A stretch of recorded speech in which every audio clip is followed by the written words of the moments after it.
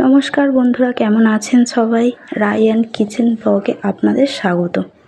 আজকের দিনটা ছিল দোল পূর্ণিমা, আর এই দোল পূর্ণিমার দিনে আমার রান্নাঘরে কী কী রান্না হলো তাই আপনাদের সঙ্গে শেয়ার করবো আজকে। প্রথমে মুগের ডালটা আমি ভেজে নিচ্ছি। কড়াইতে একটু তেল দিলাম,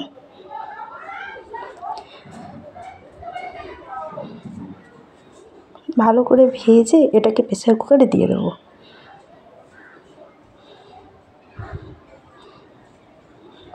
তারপরে আজকে বানাবো এটা সবজির ডাল, আর সবজিটাকে ভেজে নিচ্ছি।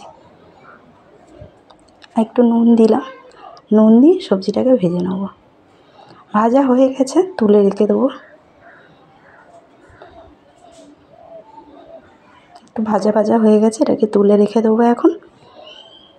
তারপরেই পোস্ত আলু ভাজা করবো। পোস্ত আলু ভাজার জন্য আলুটাকে ভালো করে ভেজে নেব।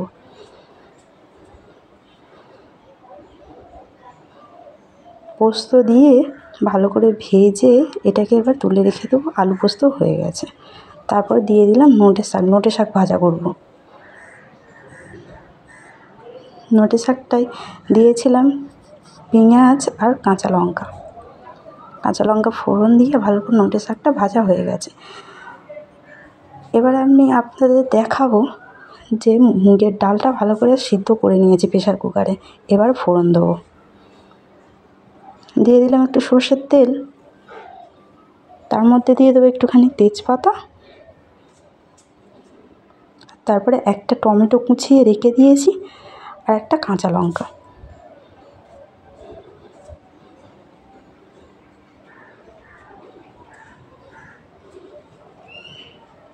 এরপর ভালো মতো করে ভাজা হয়ে গেলে এতে একটু নুন দিয়ে দেব। ভাজা মতো হয়ে গেছে, এবার আমি ডালটা ঢেলে দেবো। এতে আমি ভালো করে নুন হলুদ দিয়ে সবজিটাকে দিয়ে রেখে দিয়েছিলাম। ডালটা ফুটে গেছে,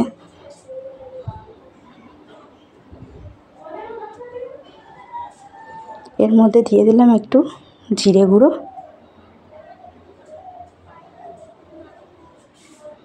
তারপরে দিয়ে দিলাম একটু ঘি, তারপর দিয়ে দেবো একটু গরম মশলা।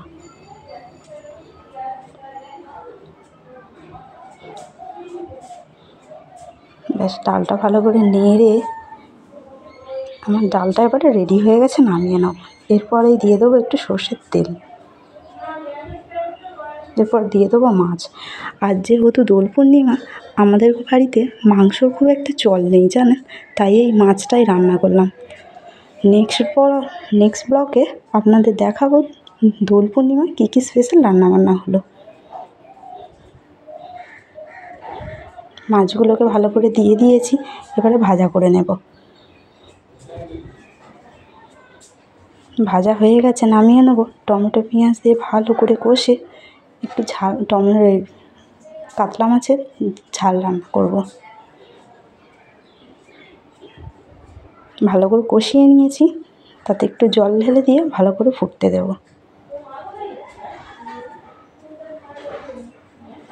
এই যে ভালো করে দিয়ে আমি মাছগুলোকে দিয়ে দিয়েছিলাম, দিয়ে মাছের ঝালটা হয়ে গেল।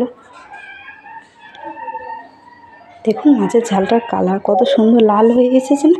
এরপর চট করে একবার দেখে নিই, আমার শাশুড়ি মা পায়েস রান্না করছে। ওনার হাতে পায়েস খুব সুন্দর হয় জানেন। আপনাদের সঙ্গে নেক্সট ব্লগে একদিন শেয়ার করব। এই যে বাতাসা দিয়ে দিচ্ছে, চিনি দিয়ে দিচ্ছে, পায়েসটা দুর্দান্ত হয়েছিল জানেন। উনি খুব সুন্দর পায়েস খান। এরপরে আমি করে নিয়েছিলাম পটল চিংড়ি, রেসিপিটা আপনাদের পরে শেয়ার করব। তো এখানে করে নিয়েছিলাম ভাত, এখানে নোটে শাক ভাজা,